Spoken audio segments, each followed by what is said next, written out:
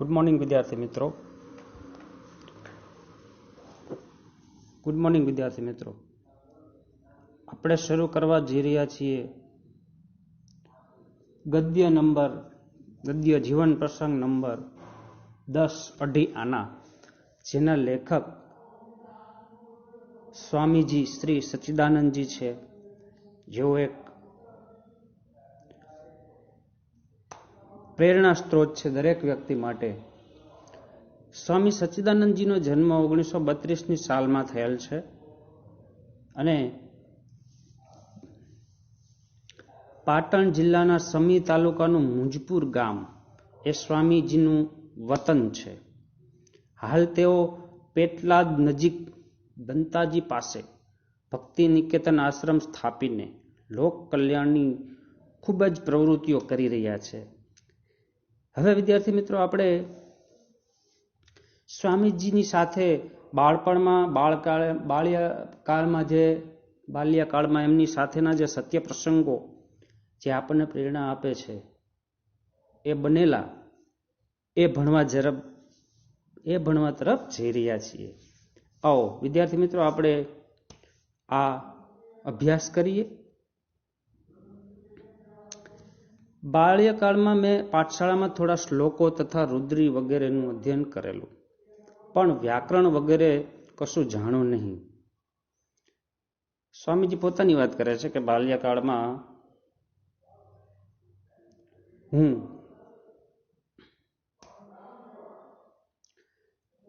પાઠશાળામાં શ્લોકો રુદ્રી વગેરેનું મેં અધ્યયન કરેલું, પણ વ્યાકરણ વિશે કંઈ જાણતો નહોતો. તો આ અને આના જેવી વાતો આ ચેપ્ટરમાં આપણે આવશે. એ પહેલા આપણે બોર્ડ પર જે શબ્દ સમજૂતી છે, રૂઢિપ્રયોગો છે, એ પહેલા જોઈ લઈએ.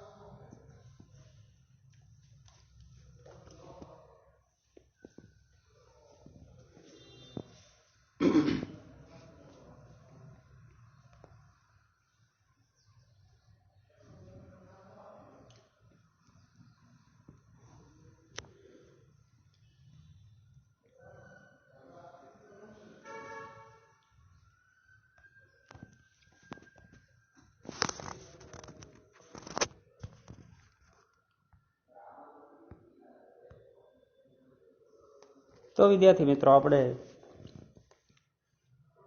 શબ્દ સમજૂતી અને રૂઢિપ્રયોગો બોર્ડ પર જોયા. હવે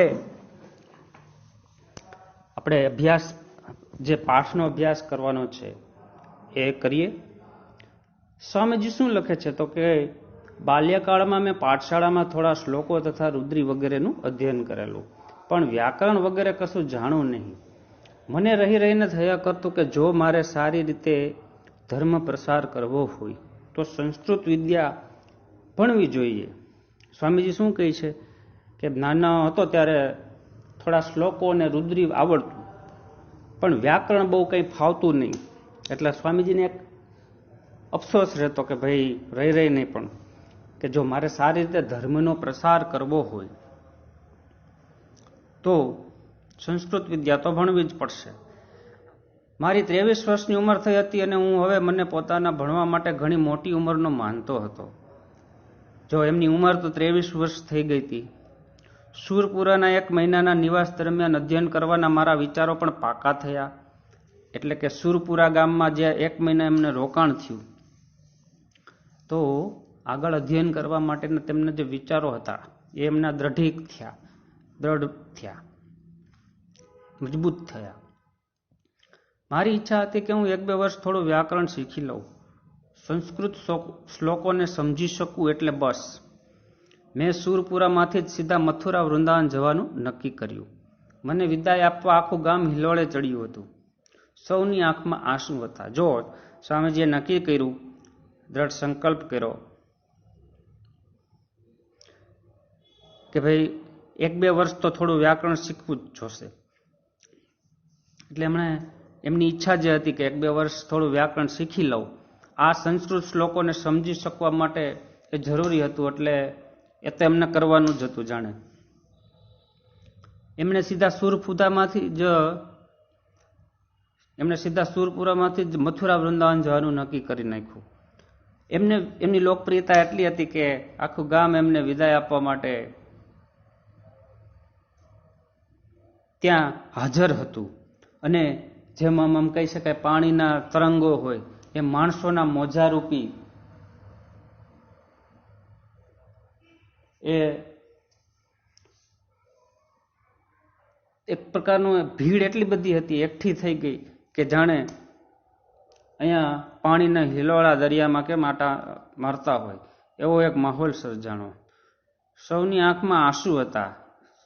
સૌને એક દુઃખ હતું કે ભાઈ સ્વામીજીનો હવે આપણી સાથે થોડા સમય માટે વિયોગ થઈ જશે, અંતર થઈ જશે.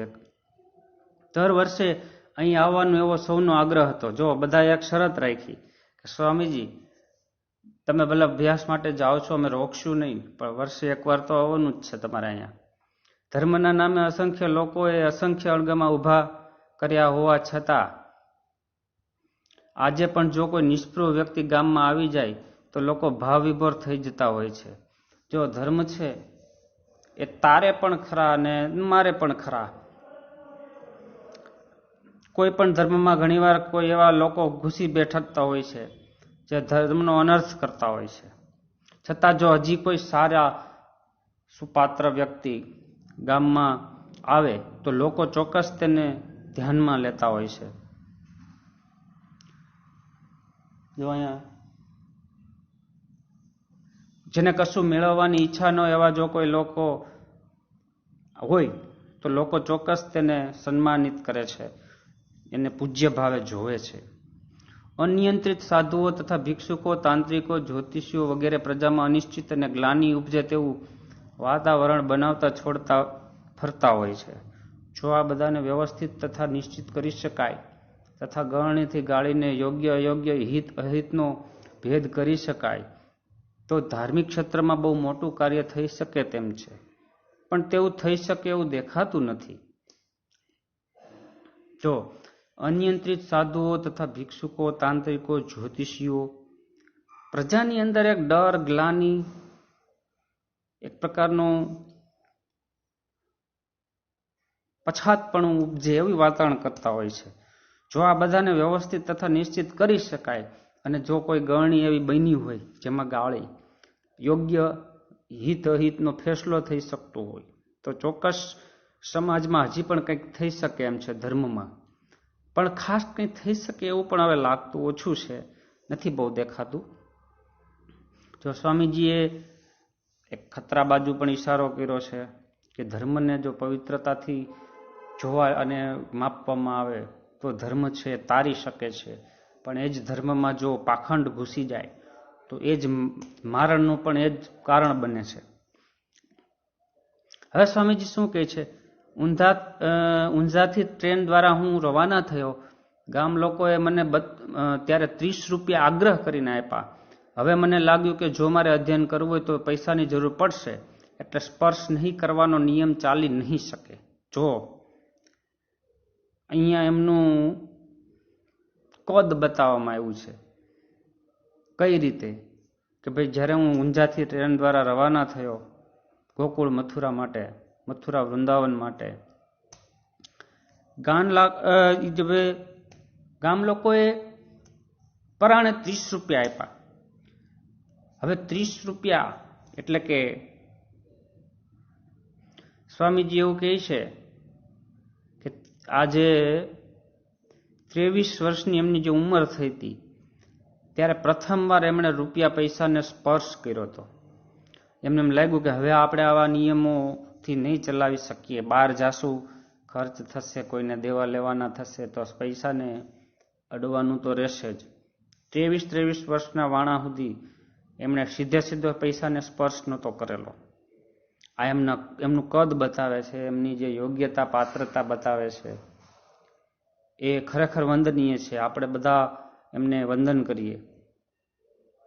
હવે ટ્રેન પસાર થઈ અજમેરથી.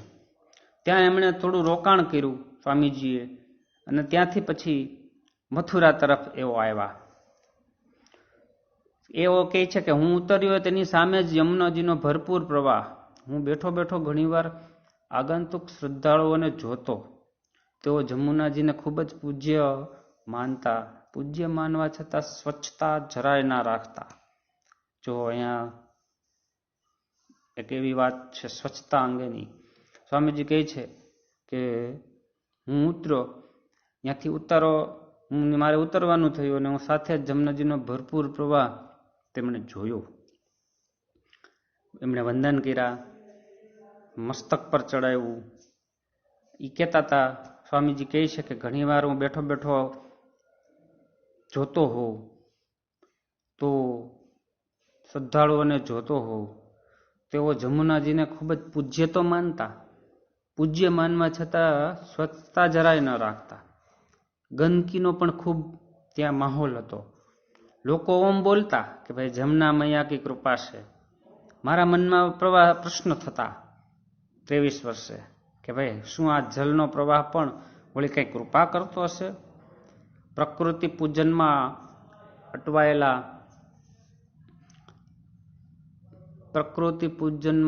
અટવાયેલા માણસોને નથી તો એક બ્રહ્મનિષ્ઠા થતી કે નથી પ્રાકૃતિક સૌંદર્યની પ્રતીતિ થતી. એટલે કે જ્યાં લોકો છે બધા પ્રકૃતિ પૂજન કરી રહ્યા છે, એમના મનમાં જાણે ભગવાન એક જ, ઈશ્વર એક જ છે એવું કોઈ ભાવ નથી થતો, કે નથી એમને એમ થતું કે ઈ એક જ ભગવાન પ્રત્યે આપણે આસ્થા રાખીએ, એવું નથી થતું. નથી એવું થતું કે ભાઈ આપણે કમસે કમ આ પ્રકૃતિ એટલી સુંદર છે તો એને સ્વચ્છ રાખીએ. બસ કરે આચમન, મારે ડૂબકી, કરે ઘોંઘાટ અને ધક્કામુક્કી કરીને નીકળી જાય. ચારે તરફ ગંદકી જ ગંદકી થઈ ગઈ. ધાર્મિકતાને કરી લીધું જાણે કલ્યાણ. શું કહે છે સ્વામીજી? બસ એ કે આચમન લીધું, તરણામત લીધું, પીધું, ડૂબકી મારી, ઘોંઘાટ કર્યો, ધક્કા મોકામાં એકબીજાને ધક્કા માર્યા, અને બસ ચારે તરફ ગંદકી કરી. થઈ ગઈ આપણી ધાર્મિકતા ને થઈ ગયું આપણું કલ્યાણ. આવું સમજાવે છે સ્વામીજી આપણને. હવે થોડા દિવસ મથુરા રહીને હું વૃંદાવન પહોંચ્યો. નાની ગાડીમાંથી જ મને એક મોટો આશ્રમ દેખાયો, પણ નામ પણ ઘણા મોટા અક્ષરે લખ્યું હતું, સ્રોત મુનિ આશ્રમ. મેં નક્કી કર્યું કે સ્ટેશને ગાડી ઊભી રહેશે પછી જ આ આશ્રમમાં રહેવા ભણવા માટે જઈશ. નિર્ણય પ્રમાણે રેલવે સ્ટેશનથી આવ્યો. જો સ્વામીજીએ નક્કી જ કરી રાખ્યું હતું, રસ્તામાંથી એમને ટ્રેનમાંથી જ આશ્રમ ત્યાં દેખાવા માંડ્યો. જેવા એવો મથુરાથી વૃંદાવન પહોંચ્યા તો એમને રસ્તામાંથી જ એક મોટા અક્ષરે લખેલું, લખાણવાળો એક આશ્રમ, સ્રોત મુનિ આશ્રમ લખેલું, એ એમણે વાંચ્યું. નક્કી કર્યું મનોમન કે હમણાં સ્ટેશને ગાડી ઊભી રહી એટલે હું અહીંયા જ ઉતારો મારો રાખું.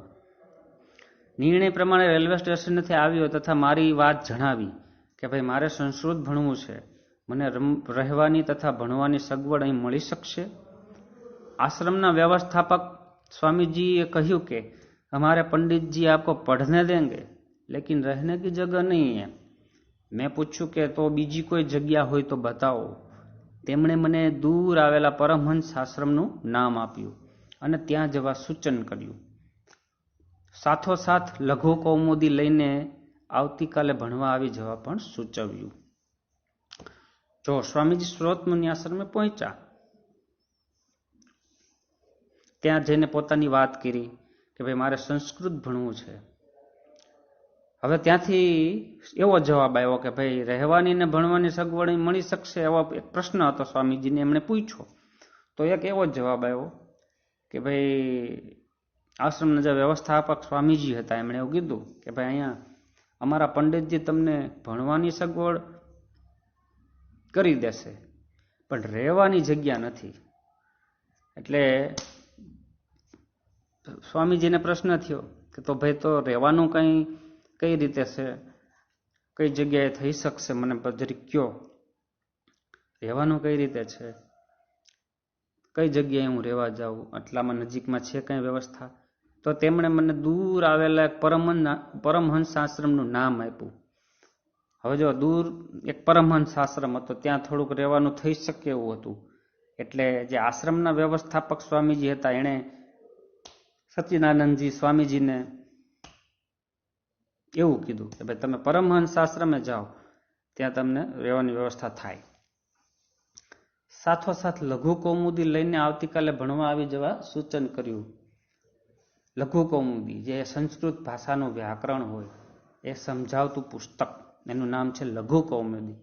એમ કે તમે બજારમાંથી ખરીદી લેજો ને કાલે લઈને આવો.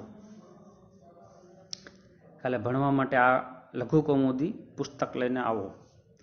વિશાળ આશ્રમના બંધ પડેલા 50 રૂમોને જોતા જોતા હું બહાર નીકળ્યો અને પરમહંસ આશ્રમ જતા પહેલા લઘુ કૌમુદી ખરીદી લેવા બજારમાં ગયો. ગીતા પ્રેસ ગોરખપુરની દુકાને સસ્તા તથા સારા પુસ્તકો મળતા હતા. મેં લઘુ કૌમુદી જોઈ.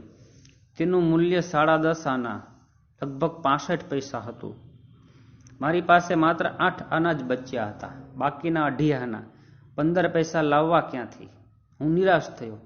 પુસ્તક પાછું આપ્યું. સંસ્કૃત ભણવાની તીવ્ર તાલાવેલી હતી.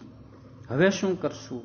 હવે શું કરવું? લગભગ 1.5 માઇલ દૂર પરમહંસ આશ્રમે પહોંચ્યો. જો હવે વિશાળ જે આશ્રમ હતો એના બંધ પડેલા 50 ઓરડા જોતા જોતા સ્વામીજી કહે છે હું બહાર નીકળ્યો.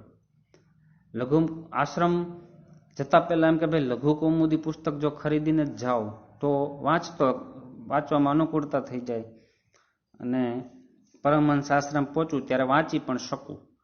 એટલે રસ્તામાં ગીતા પ્રેસ ગોરખપુરની દુકાન સસ્તા પુસ્તકો મળતા હતા.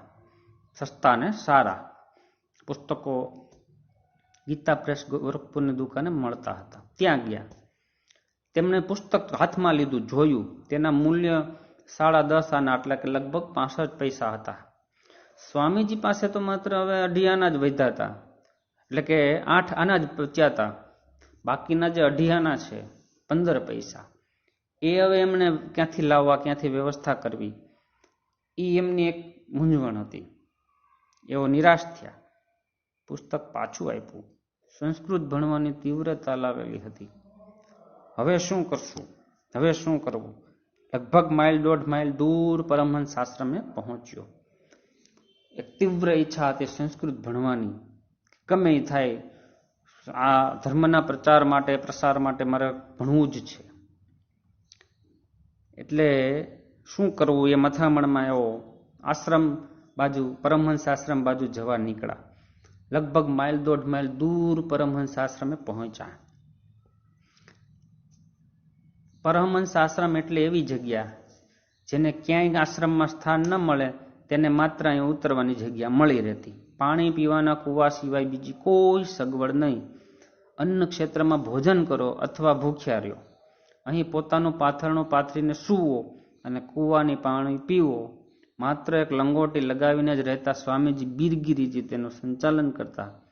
માણસ બહુ જ સારા, ભલા અને સમજુ. જો હવે પરમહંસ આશ્રમ એટલે એવી જગ્યા જેને કોઈ જગ્યા ન મળી હોય એને અહીંયા જગ્યા મળી જતી. અને ત્યાં સગવડમાં એકમાત્ર પીવાના પાણીનો કૂવો હતો અને અન્ન ક્ષેત્ર હતું જેમાં ફાવે તો ભોજન કરવાનું, નહીતર પછી ભૂખ્યું સૂઈ જવાનું. અહીં પોતાનું જ પાથરણું પાથરીને સૂઈ જવાનું હતું અને કૂવાનું પાણી પી લેવાનું હતું. હવે તેનું સંચાલન બીરગીરીજી કરતા, જેઓ વસ્ત્રમાં માત્ર એક લંગોટી પહેરતા. માણસ બહુ સારા, ભલા ને સમજુ. મને થોડી પૂછપરછ કરીને પછી એક ખુલ્લી રવેશીમાં આસન લગાવવા કહ્યું. એમણે શું કર્યું કે થોડીક પૂછપરછ કરી. પછી એક ખુલ્લું રવેશ હતો, એટલે કે પડાળી, એક પ્રકારનું છત પરની જગ્યા ખાલી જે હતી ત્યાં એમ કે ભાઈ તમે અહીંયા રહી શકો છો, ત્યાં આસન લગાવવાનું કીધું, તમે અહીંયા રહેજો એમ કીધું. અહીં રસોડું ન હતું એટલે જમવાનો તો પ્રશ્ન જ નહોતો. હું મારું જ પાથરણું પાથરીને બેઠો અને ચિંતામાં પડી ગયો. હવે જો સ્વામીજી પોતાનું જ જે પાથરણું લાવ્યા હતા એ જ પાથરી બેઠા અને હવે જે લઘુ કૌમુદી વિશેની એમની ચિંતા વ્યાજબી હતી એમાં અવસરી પડ્યા. એમને એ જ પ્રશ્ન હતો કે ભાઈ આવતીકાલથી ભણવાનું શરૂ કરવું છે, પણ લઘુ કૌમુદી વિના કેમ ભણાશે? અઢિયાના લાવવા ક્યાંથી? વાતાવરણ અજાણ્યું હતું, કોઈની પાસે કશી વાત કરી શકાય તેમ તો હતી નહીં. શું કરવું? કેટલોક સમય ગમગીન રહ્યા પછી ચમકારો થયો કે ભાઈ વૃંદાવનના મુખ્ય મંદિર બિહારીજીના દર્શન કરવા જા અને જો કોઈ સજ્જન દેખાય તો પછી અઢિયાના માગ, કોઈ તે જરૂર આપી દેશે. જો હવે આજે જેમનો એક વિશાળ આશ્રમ છે, જેમના બીજી અન્ય નાની જગ્યાએ પણ જુદા જુદા આશ્રમો છે, જેમના લાખો ભક્તો હશે, કરોડોમાં પણ હોઈ શકશે, એ વ્યક્તિનો એક સમય એવો પણ હતો કે આ રીતે બેઠા ચિંતામાં પડ્યા કે ભાઈ લઘુ કૌમુદી પુસ્તક ક્યાંથી લાવવું, અઢિયાના ક્યાંથી લાવવા? વાતાવરણમાં તો કોઈ જાણીતું નહોતું, ક્યાંય વાત થઈ શકે એમ નહોતી. શું કરવું? કોઈની પાસે વાત કરી શકાય એમ હતી નહીં. શું કરવું? કેટલોક સમય મૂંઝવણમાં રહ્યા, ગમગીન રહ્યા, ગંભીર રહ્યા. પછી અચાનક મગજમાં ચમકારો થયો કે વૃંદાવનના મુખ્ય મંદિરના જે બિહારીજી છે, એટલે કે ભગવાન શ્રી કૃષ્ણ, જગતના જે આધાર જગન્નાથ, એમને એમ કે તું દર્શન કરવા જા અને કોઈ સજ્જન દેખાય તો એક અઢિયાનાની તારી એક નાનકડી માગણી મૂક, કોક તો હશે જ તો તને મદદ કરી દેશે. હવે બીરગીરીજીને કહ્યું, એમણે આ વાત કરી અને ત્યાંથી આગળ નીકળે છે, પાછો વૃંદાવન જવા જાય છે. સામે આવતી દરેક વ્યક્તિને આશા અને એક લાલચથી એમની દ્રષ્ટિ અવાજ કરતી, પણ એમની હિંમત નહોતી થતી. માગવાની એક હિંમત ચાલતી નહોતી. એમ થતું હતું કે કોઈ ના પાડી દેશે તો, અપમાન કરી નાખશે તો. માણસમાં જ્યારે યાચના વૃત્તિ જાગે છે, યાચના એટલે માગવું, માણસમાં જ્યારે યાચના વૃત્તિ જાગે છે ત્યારે તેનું તેજ ખુમારી અને વ્યક્તિત્વ ઢીલું ઢસ જેવું થઈ જાય છે. તેવો મને પ્રતિક્ષણ અનુભવ થવા લાગ્યો. જો જ્યારે માંગવાની જરૂર પડે છે, માંગવાની એક વૃત્તિ આપણે કરવી જરૂરી પડે છે, જ્યારે એવો સમય આવે માંગવું પડે, ત્યારે માણસનું તેજ, ઓજસ, ખુમારી, વ્યક્તિત્વ એક શક્તિહીન થઈ જાય છે, ઢીલા ઢસ પડી જાય છે.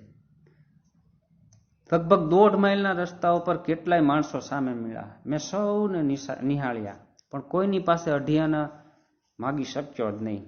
જો 1.5 માઇલનું અંતર કપાઈ ગયું, પણ સામે ઘણા મળ્યા, પણ કોઈ પાસે માંગવાની હિંમત ન થઈ.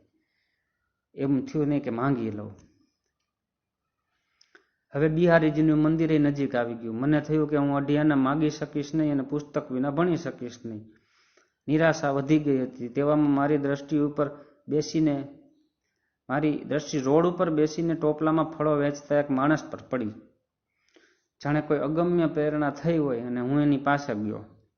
મારી હથેળીમાં રાખેલા 8 આના તેને બતાવ્યા અને કહ્યું, મારે એક સંસ્કૃત પુસ્તક જોઈ છે, અઢિયાના ખૂટે છે. જો તમે મને આપશો તો હું તમને જ્યારે મળશે ત્યારે પાછા આપી દઈશ, પણ જો નહીં મળે તો નહીં આપું. જેમ આપણે કહીએ છીએ કે જ્યારે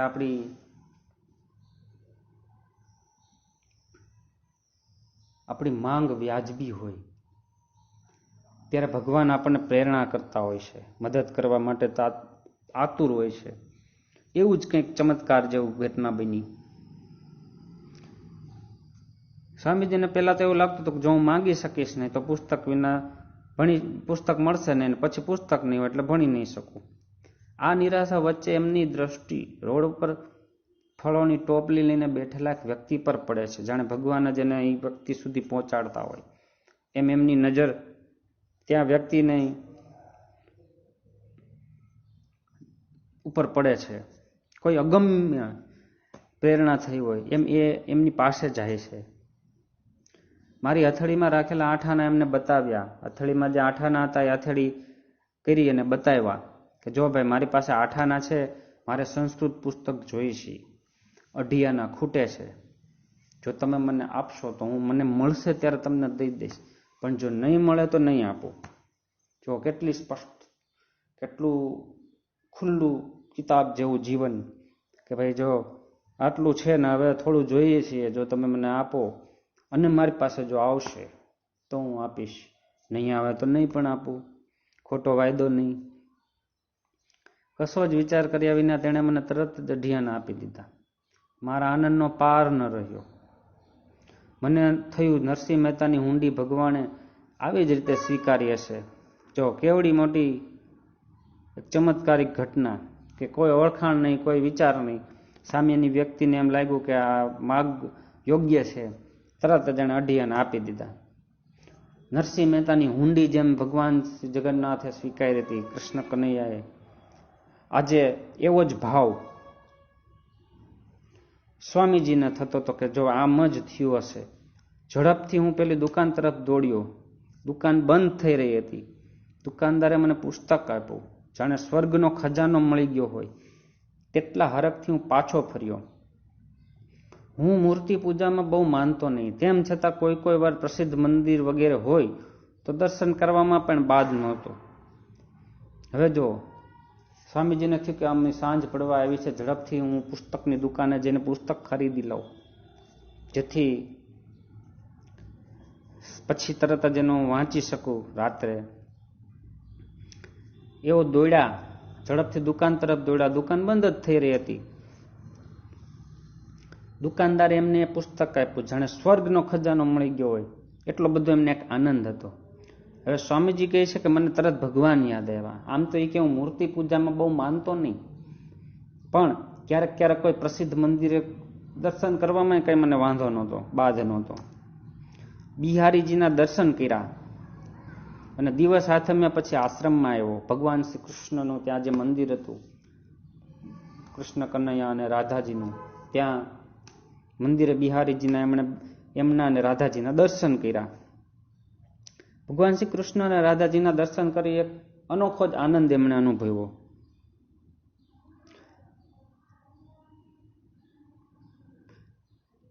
દર્શનનું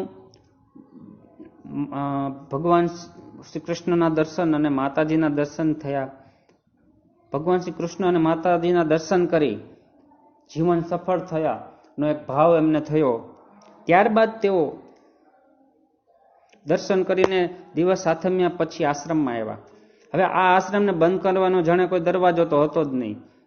વીજળી એટલે કે લાઇટની પણ કોઈ વ્યવસ્થા નહોતી, એટલે કોઈને કાંઈ કહ્યા વિના ચૂપચાપ પોતાના આસને જઈ બેસી ગયો.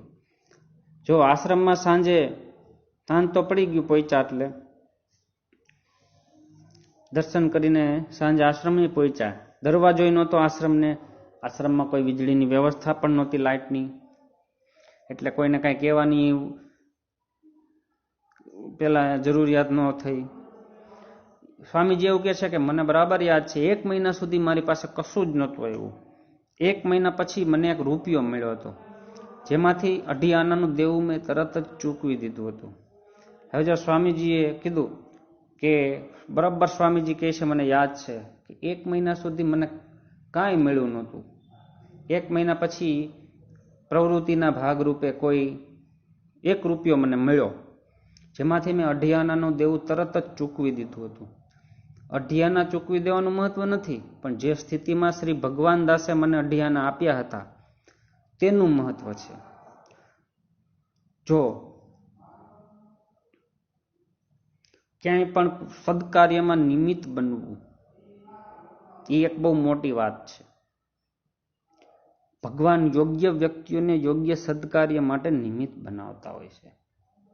મિત્ર, દુનિયાની આવડી મોટી વસ્તી 6 અબજ, પણ કોઈ ખાસ જ કામ તમે જ્યારે કરો ત્યારે તમને મનમાં એમ ચોક્કસ થતું હોય કે વાહ ભગવાન, તે મને આ કાર્યમાં નિમિત્ત બનાવ્યો.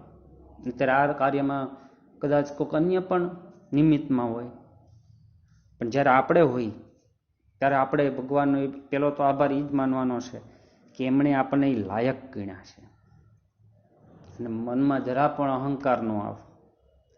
એ રીતે આપણે સદકાર્યો કરતા હોઈએ છીએ.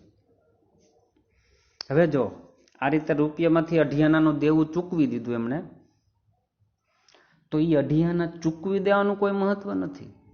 પણ જે પરિસ્થિતિમાં એ જે વ્યક્તિ હતો એનું નામ પણ જાણે ભગવાન ઉપરથી ભગવાન દાસ હોય, એ વ્યક્તિએ જ્યારે એ પૈસા આપ્યા હતા, કોઈ ઓળખાણ નહીં, કોઈ પીછાણ નહીં, એ વાતનું મહત્વ છે. આવા પ્રસંગો જીવનભર વિસરાવા જોઈએ નહીં. સ્વામીજી શું કહે છે કે આવા પ્રસંગો આપણે જીવનભર ક્યારે પણ ભૂલવા ન જોઈએ.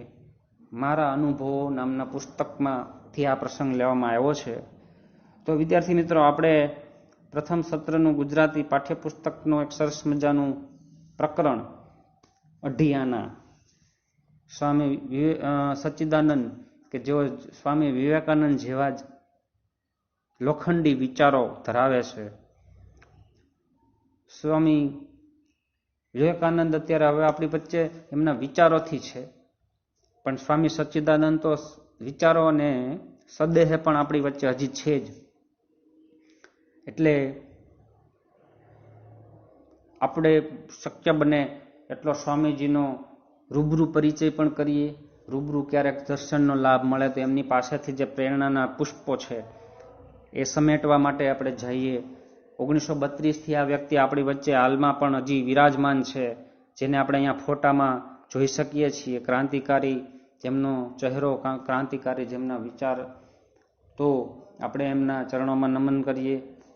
પ્રથમ સત્રનો અભ્યાસક્રમ અહીંયા પાઠ્યપુસ્તકનો આપણે પૂર્ણ કર્યો. હવે પછી જે વ્યાકરણ, નિબંધો જે કાંઈ હશે, પત્ર લેખન, એ પણ ક્રમશઃ આપણે ભણશું, સમજશું. હવે પછીના પ્રકરણમાં આપણે અભ્યાસ અને સ્વાધ્યાય એ પણ શીખશું. વિદ્યાર્થી મિત્રો, અત્યારે તમે પાઠ બરોબર સમજ્યા હશો, તમને ખૂબ મજા આવી હશે. જીવનમાં આવા પ્રેરણામય પાઠો આપણે ભણવાના, જેથી આપણા જીવનમાં પણ એક નવી ગતિ, નવી દિશા, નવું બળ મળે છે આપણને. તો વિદ્યાર્થી મિત્રો, અહીંયા આપણે અભ્યાસક્રમમાં 10મી કૃતિ પૂર્ણ કરી. ભલે વિદ્યાર્થી મિત્રો, આવજો. હવે આપણે અભ્યાસ અને સ્વાધ્યાય માટે નવા પ્રકરણમાં, નવા ચેપ્ટરમાં આપણે ભણશું. એ નવો વિડીયો આપણે હવે પછીના વારે ભણશું. આવજો વિદ્યાર્થી મિત્રો.